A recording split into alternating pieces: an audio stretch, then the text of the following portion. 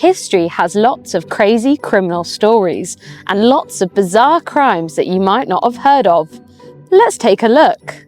In the late medieval times, there was a law that told people what they were allowed to wear. In 1509, the first act was passed called the Act Against Wearing of Costly Apparel, saying that silk was too lovely to be worn by some people. And by 1554, the Act to avoid the excess in apparel basically banned anyone who ranked lower than the son of a knight from wearing silk. And if you did, you could be imprisoned for 3 months and you were fined £10 a day for every day you wore the silk. There was an act in 1571 called an Act for Making Caps that was made to help the cap makers.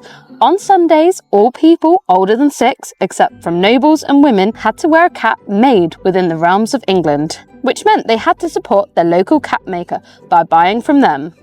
If you didn't wear one, you would be fined 3 shillings and 4 pence for every day you didn't wear a cap, which is a lot of money. It's about 5 days' wages for a tradesman. From 1649 to 1660, we didn't have a king.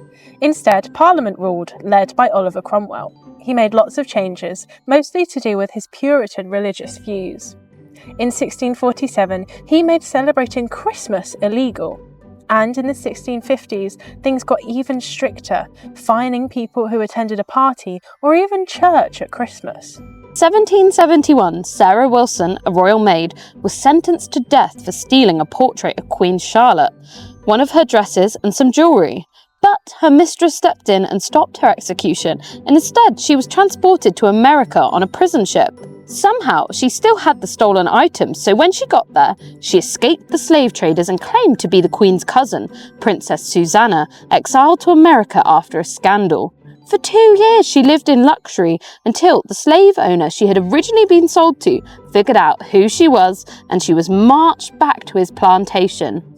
But 2 years later, she swapped identities again and escaped, fleeing north and marrying a British Army officer. Colonel Thomas Blood, also known as the man who stole the crown jewels, was not someone who you would think would become a criminal. He was the son of a wealthy blacksmith and the grandson of someone who lived in a castle and was a member of Parliament. In 1642, he left Ireland for England to fight for King Charles I during the English Civil War. The English Civil War was when Oliver Cromwell decided we shouldn't have kings anymore, and instead we should have been run just by Parliament or the parliamentarians. So he decided to fight the king and the royalists. But when the king's side started to lose, Thomas Blood abandoned them and switched sides to the parliamentarians. Charles I lost and was beheaded, and because Thomas switched to the winning side, he was rewarded with a huge estate and was made Justice of the Peace, an important role in government.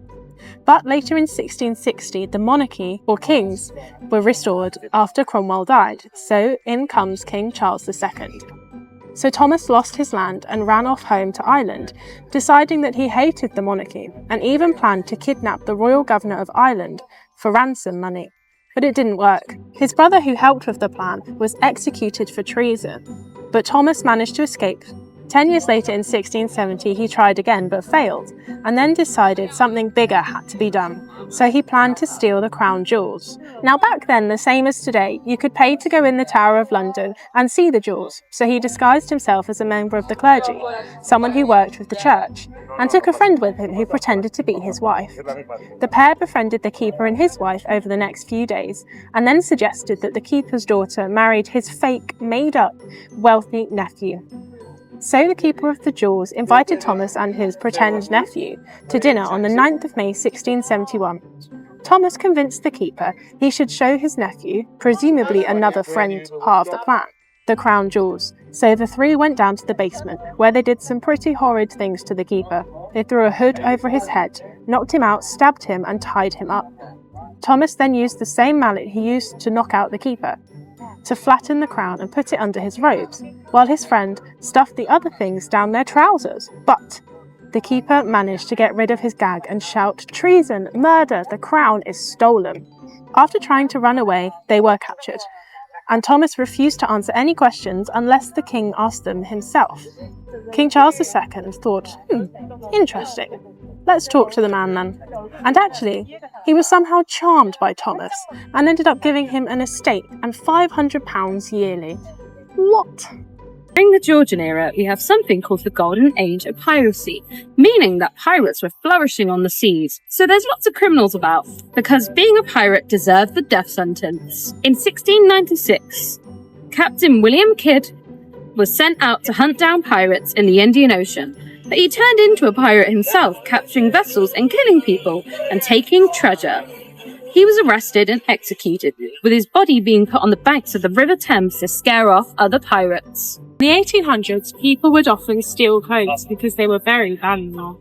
Gangs would steal laundry baskets from washerwomen, and there were women called skinners, who would be seemingly kind women who would trick well-dressed children into alleyways, steal their clothes and boots, and send them away in just their underwear. I hope you enjoyed this video on crazy criminals and their bizarre crimes. If you'd like to know more about crime and punishment, then get your grown-up to head over to thelittlehistoriansmagazine.com and purchase our Crime and Punishment edition.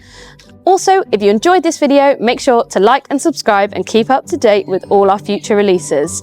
We'll see you next time!